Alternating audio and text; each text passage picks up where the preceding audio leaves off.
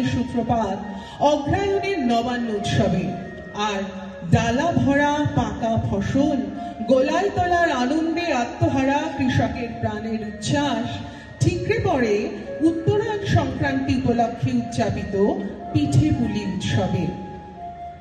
নিকোনো মেঠো আঙিনায় পিটুলির আলপনা, বাস্তুদেবতার উদ্দেশ্যে পিঠের অর্ঘ্য প্রদানের উল্লাসে পিঠে পুলির আস্বাদ গ্রহণের পর ঘুড়ি ওড়ানো, পটকা ফাটানো, ফানুস ওড়ানোর ক্রেত্তাটিতে লেগে থাকে আন্তরিকতার ছোঁয়াচ।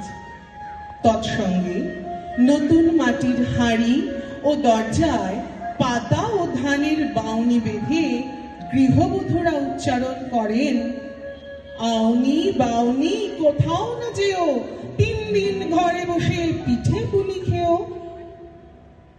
শীতের আমেজ গায়ে মেখে পৌষের এই লগনে নতুন ধানের ঘ্রাণ।